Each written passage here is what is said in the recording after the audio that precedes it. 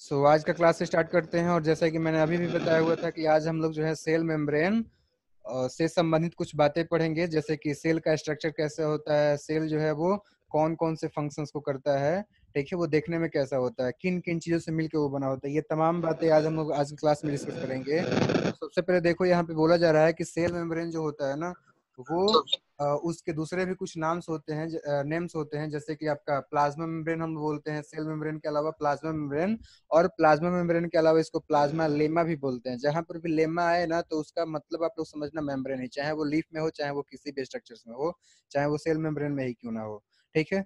तो ये तो हो गया इसका नाम। फिर बात करते हैं कि ये होता क्या है। तो ये जो है आपका लिमिटिंग बाउंड्री होता है हर एक सेल का, जो कि उसके साइटोप्लाज्म मतलब कि इंट्रासेलुलर जो कंपोनेंट होता है उसको उसके बाहर वाले यानी कि उसके सराउंडिंग से सेपरेट करता है। जैसे मान लो कि ये एक सेल हो गया, तो जब मैंने सेल को इसको बनाया तो सबसे पहले क्या बनाया, यहाँ पर जो है इसका बाउंड्री यानी कि इसका जो है आपका सेल मेम्ब्रेन बनाया। तो ये सेल मेम्ब्रेन क्या कर रहा है, बाहर का जो ये जो भी हिस्सा है उन सभी को अंदर के इस हिस्से से सेपरेट कर रहा है, ठीक है। तो इस तरीके से ये जो आपका साइटोप्लाज्म को उसके सराउंडिंग से सेपरेट करने का काम करता है। ये एक लिमिटिंग बाउंड्री होता है हर एक सेल का। नेक्स्ट बात करते हैं, ये जो है आपका सेल मेम्ब्रेन दोनों में ही पाया जाता है, चाहे वो प्लांट हो चाहे वो एनिमल हो।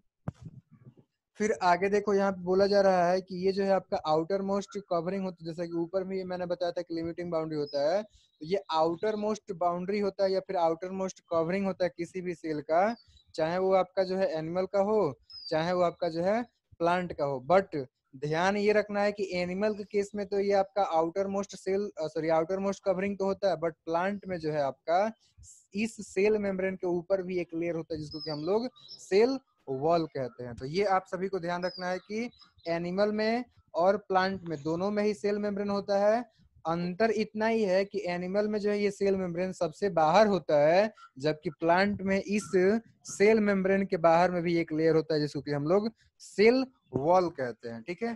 तो ये समझ में आ गया। चलो अब आगे बात करते हैं किससे मिलकर बना होता है। तो मुख्य रूप से अगर बात करें तो मुख्य रूप से ये प्रोटीन्स और लिपिड से मिलकर बना होता है। बट और इसका अगर स्ट्रक्चर बात करें तो ये जो आपका सैंडविच के जैसा जो है आपका लिपिड के दो लेयर के बीच में प्रोटीन से मिल करके बनता है। यानी कि देखो ऊपर में जो आपका एक फॉस्फोलिपिड, यहाँ पे जो आपको सर्कुलर बहुत सारे स्ट्रक्चर्स आप लोगों ने दिखाई दे रहा होगा आप सभी को, या फिर देखा होगा आप लोगों ने पिछले क्लासेस में भी।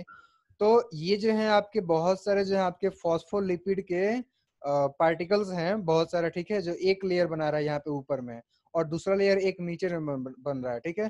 तो ये दो ठो लेयर हो गया, यानी कि उसको बोल सकते हैं हम लोग कि बाई लेयर ऑफ फॉस्फोलिपिड। और इसके बीच में आप सभी को बहुत सारे यहाँ पे प्रोटीन दिखाई देगा, जैसे कि यहाँ पर जो आपका चैनल प्रोटीन बता रहा है, यहाँ पर जो आपका ट्रांसपोर्ट प्रोटीन। तो कई प्रकार के जो है आपके बीच में यहाँ पर प्रोटीन्स होते हैं दोनों ही फॉस्फोलिपिड के बीच में, ठीक है। और इसके अलावा भी बहुत सारे पॉलीसेकेराइड यानी कि कार्बोहाइड्रेट होते हैं। तो ये इतना सिंपल स्ट्रक्चर नहीं है, ये भी काफी कॉम्प्लेक्स स्ट्रक्चर होता है। ये जो है आपका प्रोटीन से, लिपिड से और प्रोटीन सॉरी कार्बोहाइड्रेट वगैरह से मिलकर के बनता है, ठीक है। तो ये चीजें आप लोग को ध्यान रखना। लेकिन बट फिर भी अगर क्वेश्चन पूछता है तो हम लोग मुख्य रूप से अगर पूछेगा तो बताएंगे प्रोटीन और लिपिड यानी फॉस्फोलिपिड से ही मिलकर बनता है। बट अगर डिटेल्स में आप लोग बताना चाहते हो तो आप लोग बोल सकते हो कि ये प्रोटीन, कार्बोहाइड्रेट, इसके अलावा जो है आपका फॉस्फोलिपिड, ठीक है, कोलेस्ट्रॉल हो गया, अदर बहुत सारे मिनरल्स हो गए, तो इन सभी से मिलके बनता है, ठीक है। बट सिंपली हम लोग बताते हैं प्रोटीन एंड लिपिड से मिलके सेल मेम्ब्रेन बनता है, ठीक है। चलो अब आगे बात करते हैं। तो आगे देखो बता रहा है कि प्लाज्मा मेम्ब्रेन या ये जो होता है यानी कि जिस सेल मेम्ब्रेन का हम लोग डिस्कस कर रहे हैं, ये सेल मेम्ब्रेन या प्लाज्मा मेम्ब्रेन सेलेक्टिवली परमिएबल होता है नेचर में, ठीक है। इसका मतलब ये होगा कि सिलेक्टेड चीजों को जो है ये पार करने देता है, ऐसे इसको समझ लो, ठीक है। देखो यहाँ पे बताया भी है कि ये जो है आपका अलाउ करता है, परमिट करता है कि कौन कौन से मतलब कुछ ही चीजों को, ठीक है, सेल के अंदर और बाहर इंटर और एग्जिस्ट करने को अलाउ करता है। सभी चीजों को जो है वो इंटर और अलाउ करने नहीं देता है। इस वजह से इसको बोलते हैं लोग सिलेक्टिवली ये परमिएबल होता है। तो उम्मीद है कि अगर आपसे कोई क्वेश्चन पूछेगा कि सेलेक्टिव परमिएबल क्या होता है तो आप लोग बता सकते हो, या फिर ये भी अगर कोई क्वेश्चन पूछता है कि सेल मेम्ब्रेन जो है वो सेलेक्टिवली परमिएबल होता है, क्यों होता है, तो आप लोग आंसर यही करोगे कि सेल मेम्ब्रेन सेलेक्टिवली परमिएबल इसलिए होता है क्योंकि ये सेल के अंदर और बाहर कुछ ही मटेरियल्स को इंटर और एग्जिस्ट करने देता है। उम्मीद है कि ये समझ में आ गया। अब एक मॉडल का चर्चा यहाँ पे हो रहा है। देखो, दो साइंटिस्ट का नाम याद रखो, सिंगर एंड निकोलसन। तो ये दो साइंटिस्ट ने मिलकर के एक जो है आपका मॉडल दिया जिसका नाम है आपका फ्लूइड मोजाइक मॉडल। ठीक है, तो ये जो fluid Mosaic model of plasma membrane है, इसको किसने दिया था? तो नाम याद रखना है, सिंगर एंड निकोलसन। जो आप लोग यहाँ पर जो मॉडल देख रहे हो, जो आप स्ट्रक्चर देख रहे हो, एक्चुअली इस मॉडल को जो है डिस्क्राइब सबसे पहले किसने किया था? तो वो किया था सिंगर एंड निकोलसन ने। ठीक है, अकॉर्डिंग टू देम, यानी कि उन दोनों साइंटिस्टों ने जो आपका फ्लूइड मोजाइक मॉडल दिया था, उसके अकॉर्डिंग जो है यही बताया जाता है कि बीच में जो आपका प्रोटीन का लेयर होता है और उसके दोनों ही तरफ में दो ठो लिपिड के लेयर होते हैं। ठीक है, तो ये चीजें आपका किसने बताया? ये चीजें जो है आपका बताया हुआ है सिंगर एंड निकोलसन। जैसा कि आप लोग नाम से ही आप लोग समझ सकते हो, फ्लूइड का मतलब बहने वाला हो गया, और मोजाइक का मतलब हो गया आपका जो, जैसे कि अगर जो है जैसे आप लोग जो है घरों में बहुत सारा कांच के, क्या बोलते हैं, कांच के अंदर में जो है बहुत सारे बबल वगैरह करके और फिर सजाते नहीं हो, तो वैसे ही हो गया। जैसे कि आप लोग देख पा रहे हो ना, जैसे मान लो कि ये एक कांच का टुकड़ा हो गया, ये जो है मैं जो बना रहा हूँ, ड्रॉ कर रहा हूँ, मान लो कि ये कांच का टुकड़ा हो गया, और इस पे क्या किया है आपने? बहुत सारे बबल इसमें डाल करके और एक सजाया हुआ है। तो इस प्रकार का जो एक स्ट्रक्चर दिख रहा है ना, उसको हम मोजाइक बोलते हैं। ठीक है, तो ऊपर में मोजाइक है, नीचे में मोजाइक है, और बीच में जो आपका बहुत सारा फ्लूइड विद प्रोटीन भरा हुआ है। तो इस प्रकार का जो एक मॉडल तैयार हो रहा है, इसी को हम बोलते हैं fluid Mosaic model of plasma membrane. ठीक है, तो इसको दिया था निकोलसन एंड सिंगर ने। ठीक है, अब देखो, ध्यान रखना ये है कि इसका जो है आपका थिकनेस कितना होता है। तो इसका थिकनेस, चूंकि ये तो अब आप लोग जानते हो कि सेल जो है इतना छोटा होता है कि हमारा नेकेड आई से दिखाई नहीं देता है, तो जाहिर सी बात है कि उसका जो मेम्ब्रेन होगा, उसका जो बाहर का जो झिल्ली होगा, वो कितना पतला होगा, यानी कि वो जो है आपका बहुत ही ज्यादा पतला होगा। ध्यान रखना ये कि 75 एंगस्ट्रॉम इसका थिकनेस होता है। ठीक है, यानी बहुत ही ये ज्यादा पतला हो गया। आगे ध्यान दो कि it is flexible and can be folded, broken and reunited. देखो, यहाँ पे ये भी बता रहा है कि ये जो है आपका इतना पतला होता है और ये फ्लेक्सिबल होता है, जिसकी वजह से कि इसको जो हम लोग फोल्ड कर सकते हैं, इसको जो हम लोग मोड़ सकते हैं, इसको हम लोग ब्रोक कर सकते हैं, यानी कि तोड़ सकते हैं, और साथ ही साथ जो है इसको हम लोग रीयूनाइट कर सकते हैं, यानी कि फिर से मोड़ने के बाद से, फोल्ड करने के बाद से फिर से इसको जो हम लोग यूनाइट कर सकते हैं, एक साथ जो है एक दूसरे के साथ में मिला सकते हैं, संगठित कर सकते हैं। ठीक है, तो ये था आपका सेल मेम्ब्रेन से संबंधित कुछ फैक्ट्स। अब हम लोग जानने वाले हैं, आपने स्ट्रक्चर देख लिया यहाँ पे कि स्ट्रक्चर जो है आपका बाइलेयर्ड फॉस्फोलिपिड का बना हुआ स्ट्रक्चर होता है, बीच में प्रोटीन होते हैं, और इसके अलावा जो है इसका जो फॉस्फोलिपिड होते हैं ना, वहां पर कुछ आपके जो है पॉलीसेक्राइड के चैन, यानी कि जो है आपके कार्बोहाइड्रेट पाए जाते हैं। ठीक है, और इसके अलावा जो है इसमें बहुत सारे प्रोटीन होते हैं, अलग अलग उनका काम होता है, कोलेस्ट्रॉल होते हैं। ठीक है, जैसे कि प्रोटीन की बात करूं तो प्रोटीन जो आपका चैनल प्रोटीन होता है, ट्रांसपोर्ट प्रोटीन होता है, रिकॉग्निशन प्रोटीन होता है, इस तरह का और भी बहुत सारे प्रोटीन होते हैं। ठीक है, तो ये मेन 3 प्रकार के प्रोटीन है जिसके बारे में कि जिसका चूंकि देखो, ये जो चैनल प्रोटीन है ना, इसका इसलिए यहाँ पे नाम दिया गया क्योंकि इसका जो है कुछ स्पेशल फंक्शन होता है, ट्रांसपोर्ट प्रोटीन का कुछ स्पेशल फंक्शन होता है, रिकॉग्निशन प्रोटीन का कुछ स्पेशल फंक्शन होता है, तो इस वजह से इसका यहाँ पे नाम दिया हुआ है। जो कि आपके क्लासेस में जो इसका जिक्र नहीं किया हुआ है, यानी कि आपकी क्लासेस में जो है इससे क्वेश्चन नहीं आएगा कि चैनल प्रोटीन का क्या काम है या फिर रिकॉग्निशन प्रोटीन का क्या काम है। ठीक है, चलो आगे हम लोग देखते हैं। वैसे अगर इससे संबंधित कोई भी फंक्शन आपके क्लासेस में आया होगा तो मैं आप लोगों को डिस्क्राइब कर दूंगा। ठीक है, बट अभी तक मैंने नहीं दिखा, इसलिए इसके बारे में हम लोग टाइम नहीं देंगे। चलिए आगे देखते हैं। और ये कौन चालू कर दिया इस पे जो है ड्राइंग करना? पिटाओगे क्या तुम लोग? सो अब नेक्स्ट देखो, अभी हम लोग बात करेंगे फंक्शन ऑफ प्लाज्मा मेम्ब्रेन। ठीक है, यानी कि प्लाज्मा मेम्ब्रेन का फंक्शन क्या होता है। 1 मिनट वेट करो, तुम लोग जो लिख रहे हो उसको मैं खत्म करूं।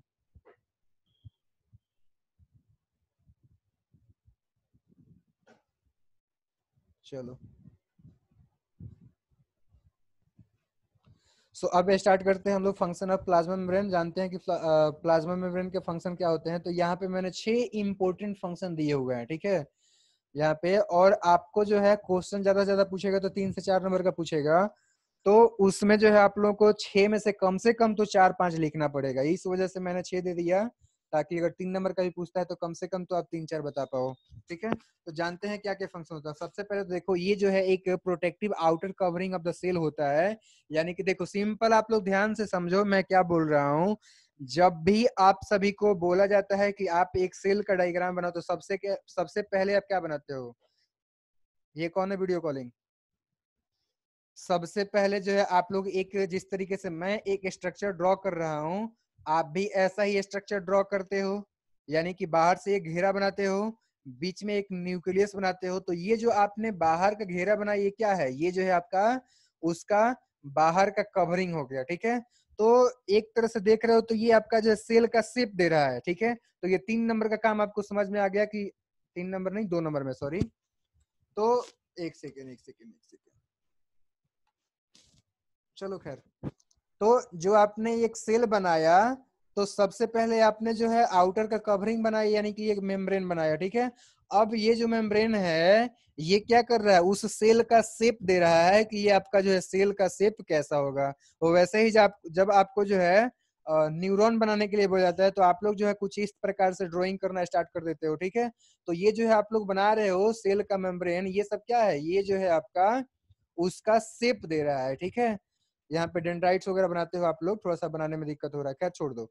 तो आपने देखा कि सबसे पहले तो देखें तो ये जो सेल मेम्ब्रेन होता है ये क्या करता है कि सेल का शेप देता है, यानी कि सेल का आकृति कैसा होता है ये बनाता है। दूसरी बात ये है कि ये सबसे बाहर का कवरिंग होता है जो कि इसको प्रोटेक्ट करता है। किसी प्रकार का कोई भी अगर इंजरी या फिर कुछ भी होता है तो उसको प्रोटेक्ट करने का ये काम जो है बाहरी कवर ही करता है, जिसका नाम है आपका सेल मेम्ब्रेन, और ये एक आउटर कवर है। तो ये 3 काम आपको समझ में आ गया कि क्या क्या होता है। खैर इन तीनों को मैंने मर्ज करके 2 ही नाम रखा हुआ है, यानी कि ये जो आपका प्रोटेक्टिंग कवरिंग होता है और साथ ही साथ जो है आपका आउटर कवरिंग होता है, इन दोनों को मैंने मर्ज कर दिया। और दूसरा कि ये शेप देता है। तो ये 2 काम आप लोग ध्यान रखो। तीसरा बात क्या है कि देखो ये जो हमने सेल मेम्ब्रेन बनाया इसके अंदर में बहुत सारे जो आपके सेल ऑर्गेनल्स होते हैं, जैसे कि माइटोकॉन्ड्रिया हो गया, लाइसोसोम, राइबोसोम, इंडोप्लाज्मिक रेटिकुलम, ठीक है, सेंट्रोसोम हो गया, ठीक है, पेरोक्सीसोम हो गया। तो इन सभी को टुगेदर करने का काम कौन करता है? एक साथ उसको जो है अरेंज करके रखने का सेल के अंदर में काम कौन करता है? ये सभी का सभी जो है आपका सेल मेम्ब्रेन के जरिए ही सेल के अंदर में एक दूसरे के साथ में अरेंज रहते हैं। तो तीसरा काम जो है आप लोगों को समझ में आ गया होगा कि सेल के जो भी कंटेंट्स होते हैं, सेल ऑर्गेनल्स होते हैं, उन सभी को एक साथ रखने का कीपिंग टुगेदर का काम जो है आपका सेल मेम्ब्रेन करता है। अब बात करते हैं हम लोग अगला काम यानी चौथा काम। तो चौथा इसका काम है कि इंट्रा सेलुलर जो कंपोनेंट्स होते हैं और जो एक्स्ट्रा सेलुलर कंपोनेंट्स होते हैं, इन दोनों को सेपरेट करने का काम कौन करता है? तो सेपरेट करने का काम करता है आपका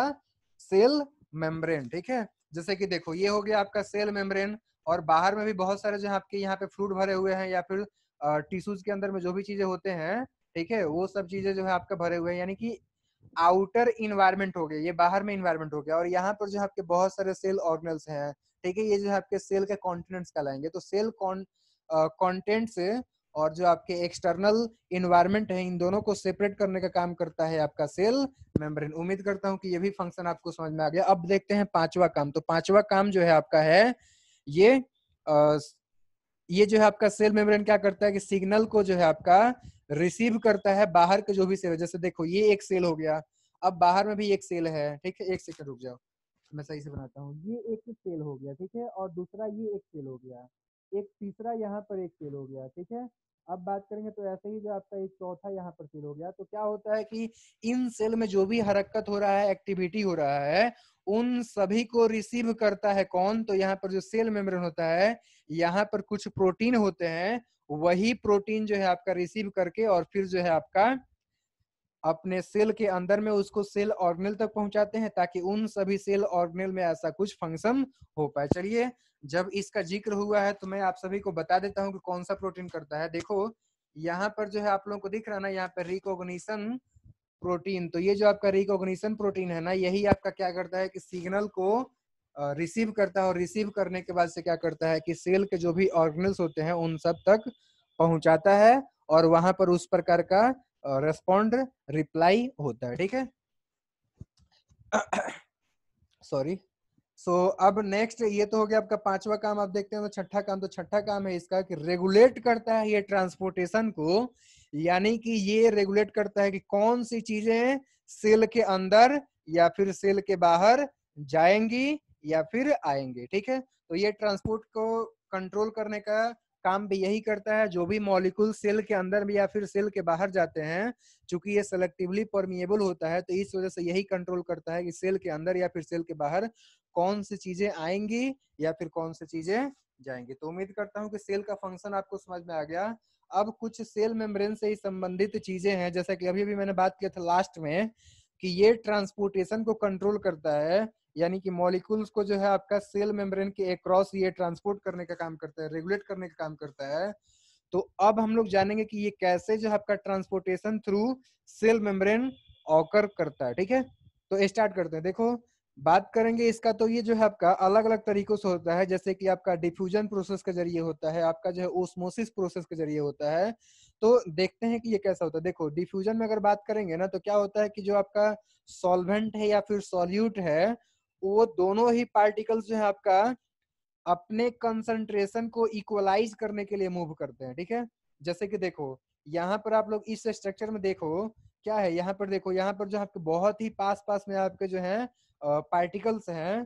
तो ये जो है, चूंकि देखो जगह तो यहाँ पर ये बहुत ही ज्यादा क्या बोलते हैं, मतलब कि ये जो है बहुत ही ज्यादा पास पास में है, बहुत ही ज्यादा जो है ये घने हैं। ठीक, मतलब कि आपका जो है क्या बोल सकते हैं इसको, मतलब बहुत ही ज्यादा, हाँ, कंजेस्टेड है। ठीक है, सो वर्ड मेरे ध्यान पे नहीं आ रहा था, सॉरी। तो यहाँ पर आप लोग देख रहे हो कि बहुत सारे पार्टिकल्स जो हैं वो कंजेस्टेड हैं, बहुत ही पास पास में हैं, जबकि यहाँ पर खाली जगह है। तो अभी क्या हो रहा है, पार्टिकल जो है वो डिफ्यूज हो रहा है, यानी कि दूर दूर जा रहा है एक दूसरे से, जो है आपका दूर दूर जाकर के और फैल रहा है पूरे वॉल्यूम के अंदर में। तो यहाँ पर डिफ्यूजन प्रोसेस हो रहा है। ठीक है, यहाँ पर जो भी आपके जो है सॉल्वेंट या फिर सॉल्यूट होते हैं, वो क्या करते हैं कि मूव करते हैं, ताकि एक हिस्से में बहुत ज्यादा कंसंट्रेशन और दूसरे हिस्से में बहुत कम कंसंट्रेशन नहीं रहे, बल्कि चारों तरफ जो है कंसंट्रेशन इक्वलाइज हो जाए। यहाँ पर आपका सेमी परमिएबल मेम्ब्रेन का जरूरत नहीं होता है। तो ये डिफ्यूजन प्रोसेस आपको उम्मीद करता हूँ कि समझ में आ गया। अब बात करते हैं कि ओस्मोसिस का। तो देखो, ओस्मोसिस में क्या होता है कि जो सॉल्वेंट होते हैं वही मूव करते हैं, सॉल्यूट मूवमेंट नहीं करता है। हो सकता है कुछ लोगों को सॉल्वेंट और सॉल्यूट में कंफ्यूजन हो रहा होगा, तो मैं उनको समझा देता हूँ। सॉल्वेंट वो होता है जो कि घुलाता है, किसी भी चीज को जो डिजोल्व करता है, घुलाता है, उसको हम सॉल्वेंट बोलते हैं। जैसे पानी जो है चीनी को घुलाता है, तो पानी आपका सॉल्वेंट हो गया। और चीनी खुद घुलता है, डिजोल्व होता है, तो उसको हम लोग जो है सॉल्यूट बोलेंगे। ठीक है, तो चीनी हो गया सॉल्यूट क्योंकि वो घुलता है, नमक हो गया सॉल्यूट जो कि वो घुलता है, और पानी हो गया सॉल्वेंट जो कि घुलाता है। ठीक है, तो अब देखो ओस्मोसिस में क्या होता है कि सिर्फ और सिर्फ सॉल्वेंट मूव करता है, सॉल्यूट मूव नहीं करता, यानी कि चीनी और पानी, सॉरी, चीनी और नमक मूव नहीं करेंगे। एक एग्जांपल मैं बता रहा हूँ, सेल के अंदर नहीं बल्कि दूसरे जगह पर, बल्कि सिर्फ और सिर्फ पानी मूव करेगा। तो इसके लिए जो है हमें इस प्रकार के मूवमेंट के लिए हमें सेमी परमिएबल मेम्ब्रेन का जरूरत होता है। यानी कि देखो, अगर हमने क्या किया है कि यहाँ पर जो है कंटेनर एक लिया हुआ है, और इस कंटेनर में हमने क्या कर दिया है कि बीच में एक लेयर डाल दिया है, एक कपड़ा डाल दिया है, और यहाँ पर भी आपका जो है पानी है। शिल्पा, वीडियो कॉलिंग बंद करो, जल्दी बंद करो। और यहाँ पर आपका जो है दूसरा है। तो यहाँ पर क्या है ना कि यहाँ पर चीनी ज्यादा है और यहाँ पर जो आपका चीनी कम है। तो इसके वजह से क्या होगा कि चीनी तो आपका इस कपड़े को पार करके जा नहीं सकता, इस वजह से क्या होगा, पानी आपका पार करके जाएगा। तो यहाँ पर पानी जो मूवमेंट कर रहा है इस लेयर के जरिए, इस आपका जो है एक मेम्ब्रेन दिखाई दे रहा है इसके जरिए, तो ये आपका कहलाता है ओस्मोसिस। ठीक है, तो दोनों ही यहाँ पे जो डिफ्यूजन हो या फिर ओस्मोसिस हो, दोनों क्या करता है, अपने कंसंट्रेशन को जो है आपका इक्वलाइज करने के लिए मूवमेंट करता है। तो उम्मीद करता हूँ कि ये समझ में आ गया। अब चलिए हम लोग इसके डेफिनेशन को देखेंगे। बात करते हैं हम लोग डिफ्यूजन के डेफिनेशन का, कि डिफ्यूजन जो है आपका क्या होता है। तो देखो, डिफ्यूजन का हम लोग डिफाइन करेंगे कि द मूवमेंट ऑफ सॉल्यूट और ions from higher concentration to lower concentration of solution is called as diffusion. ठीक है, तो मैंने यहाँ पर ये बताया कि जो सॉल्यूशन होता है उसका higher concentration to lower concentration diffuse करना, यानी कि जो आपका मूवमेंट करना, यही कहलाता है डिफ्यूजन। यानी कि देखो जहां पर चीनी ज्यादा है वहां से चीनी जो है आपका निकल करके कम वाले रीजन में जाता है, तो उसको हम लोग बोलते हैं डिफ्यूजन। जैसा कि उसको मैं चलो स्ट्रक्चर से भी ड्रॉ करके बता दे रहा हूँ। जैसे मान लो कि यहाँ पर जो है, एक सेकेंड सॉरी, चलो देखो, हालांकि इसमें टाइम लगेगा आप लोगों को, ठीक है। चलो यहाँ पे मैं ड्रॉ करके बता रहा हूँ। देखो ये जो है आपका एक आपका जो है मान लो कि सेल का साइटोप्लाज्म हो गया, ठीक है। उसी तरीके से बात करते हैं हम लोग एक दूसरा साइटोप्लाज्म का। तो दूसरा साइटोप्लाज्म देखो, यहाँ पर हम लोग ड्रॉ करें, यहाँ पर एक दूसरा, ठीक है। तो अब देखो यहाँ पर क्या है, यहाँ पर जो आपका कलर ज्यादा है, एक ध्यान से समझो इस बात को। यहाँ पर जो है आपका कलर ज्यादा है, ठीक है, डार्क है, और यहाँ पर कलर कम है, ठीक है। तो इसके वजह से क्या होगा ना, इसके वजह से क्या होगा कि आपका जो मूवमेंट है, अगर मान लो कि ये ए है और ये बी है, तो किधर से किधर कलर मूव करेगा, रंग जो है वो किधर से किधर मूव करेगा। जाहिर सी बात है कि ये जो डार्क है उधर से इधर की तरफ मूव करेगा। तो ये जो मूवमेंट हो रहा है ना, इसी को हम लोग बोलते हैं डिफ्यूजन। तो डिफ्यूजन के प्रोसेस से ट्रांसपोर्टेशन होता है। और दूसरा हम लोग बात करते हैं ओस्मोसिस, ठीक है। तो ओस्मोसिस में मैंने अभी अभी आप लोगों को बताया था कि इसमें सॉल्वेंट मूव करता है, इसमें जो आपका सॉल्यूट मूवमेंट नहीं करता है, ठीक है। तो इसका हम लोग डेफिनेशन क्या बताएंगे, इसमें हम लोग डेफिनेशन यही बताएंगे कि the movement of solvent of और water from its higher concentration to lower concentration. मुझे लगता है कि इसमें आप लोग कंफ्यूज हो जाओगे। यानी कि देखो जिसमें पानी ज्यादा है उसमें से पानी निकलकर कम वाले पानी में जाता है, तो इसको हम बोलते हैं ओस्मोसिस। सिंपल, ये आप लोग ध्यान रखो, ठीक है। और दूसरा एक डेफिनेशन इसका उल्टा हम लोग दूसरा तरीका क्या बता सकते हैं, दूसरा हम लोग बता सकते हैं कि यहाँ पर ध्यान रखो कि ये थ्रू सेमी परमिएबल मेम्ब्रेन होता है, ठीक है। दूसरा हम लोग डेफिनेशन बता सकते हैं कि द मूवमेंट ऑफ सॉल्वेंट और water from lower concentration to higher concentration of solution through semi permeable membrane is called osmosis, ठीक है। तो ये आप लोग जो है दिखा डेफिनेशन बता सकते हो। चलो मैं इसको एक डायग्राम से समझा देता हूँ। डायग्राम में देखो, मान लो कि ये एक सेल हो गया, ठीक है, ये एक सेल हो गया। अब दूसरा एक हम लोग डायग्राम लेते हैं, दूसरा एक और डायग्राम देखो। तो दूसरा डायग्राम आप लोग देख सकते हो, मान लो कि ये जो है आपका एक और सेल हो गया, ठीक है। एक सेकंड वेट करो। तो अभी क्या है कि इसके बीच में जो हम लोग एक लेयर बनाते हैं, ये हो गया आपका एक मेम्ब्रेन, ठीक है। तो अभी क्या होगा, ये जो है मैंने मेम्ब्रेन बनाया, इसके एक तरफ से दूसरे तरफ में आपका किधर से किधर देखो, इसमें पानी कम है, इसमें क्या है, पानी, सॉरी सॉरी, हाँ, इसमें पानी कम है और कलर ज्यादा है, इसमें जो है आपका कलर ज्यादा है, ठीक है।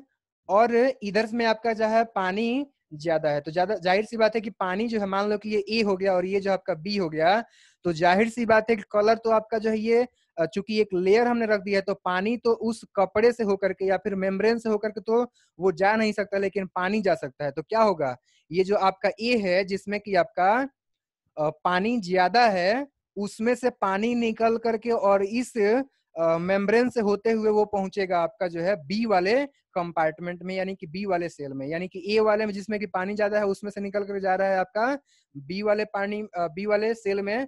तो इस तरीके से आप लोग देख रहे हो, जिधर में पानी ज्यादा है तो वहां पर पानी का कंसंट्रेशन ज्यादा है। तो हम लोग ऐसे भी डिफाइन कर सकते हैं कि वाटर के या फिर सॉल्वेंट का movement from its higher concentration, यानी कि पानी के हायर कंसंट्रेशन टू पानी के लोअर कंसंट्रेशन में अगर पानी का मूवमेंट हो रहा है तो उसको बोलेंगे हम लोग ओस्मोसिस। या फिर हम लोग ये भी डिफाइन कर सकते हैं कि जहां पर आपका सॉल्यूशन का कम कंसंट्रेशन ज्यादा है, सॉल्यूशन का जब हम लोग कम कंसंट्रेशन बोलते हैं ना, तो वहां पर हम लोग पानी को नहीं ध्यान देते, वहां पर हम लोग सॉल्यूट का ध्यान देते हैं। जैसे मान लो कि अगर चीनी जो है, अगर यहाँ पर कम है और यहाँ पर आपका ज्यादा है चीनी, ठीक है, तो सॉल्यूशन का कंसंट्रेशन यहाँ पर ज्यादा हो गया और यहाँ पर कम हो गया। तो हम लोग ये भी डिफाइन कर सकते हैं, एक मिनट वेट करो, थोड़ा सा मिटा दूं मैं।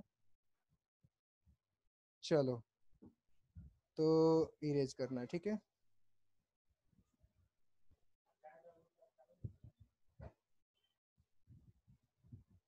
चलो,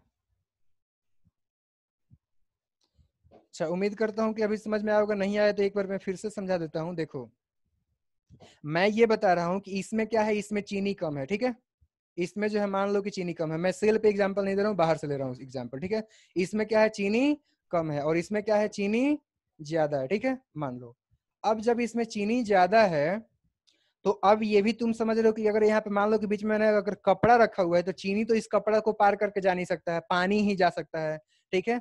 अब चीनी इसमें कम है तो इसको हम लोग बोलेंगे कि सॉल्यूशन का कंसंट्रेशन कम है, लो कंसंट्रेशन। ये जो है आपका लो कंसंट्रेशन है, और यहाँ पर जो है आपका हाई कंसंट्रेशन है। जब सॉल्यूशन की बात करते हैं, कंसंट्रेशन ऑफ सॉल्यूशन, तो उसमें हम लोग पानी का बात और सॉल्वेंट का बात नहीं करते हैं, बल्कि सोल्यूट का बात करते हैं, ठीक है।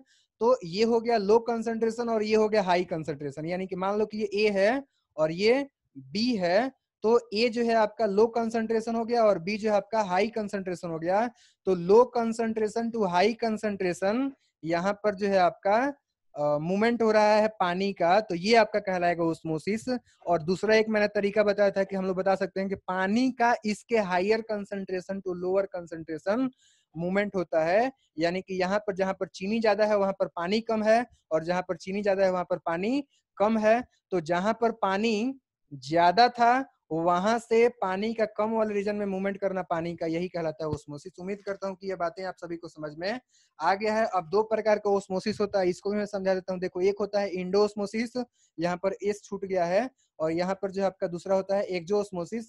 बात करते हैं कि ये दोनों क्या होता है। देखो, movement of solvent into the cell is called endo osmosis. इसका मतलब ये हुआ कि सेल के अंदर में अगर सॉल्वेंट जो आपका मूव कर रहा है, मूवमेंट कर रहा है, तो ये आपका कहलाता है इंडो ओस्मोसिस। जैसा कि आप लोग देख पा रहे हो, इंडो का मतलब आपका जो है इंटीरियर पार्ट होता है, और एक्सो का मतलब आपका जो है एक्सटीरियर पार्ट होता है। तो आप लोग समझ सकते हो कि सॉल्वेंट का सेल के अंदर मूवमेंट कहलाता है इंडोस्मोसिस, और सेल के बाहर मूवमेंट कहलाता है एक्सोस्मोसिस। तो उम्मीद करता हूँ कि आज का क्लास आप लोगों को बेहतर तरीके से मैं सेल के बारे में, सेल के अंदर में कैसे ट्रांसपोर्टेशन होता है, उसका कंपोजिशन क्या होता है, मतलब किन किन चीजों से मिलकर वो बना होता है, और कैसा उसका स्ट्रक्चर होता है, उसका क्या उसका फंक्शन होता है, ये सभी चीजें आप लोगों को समझ में आ गया है। Thank you very much.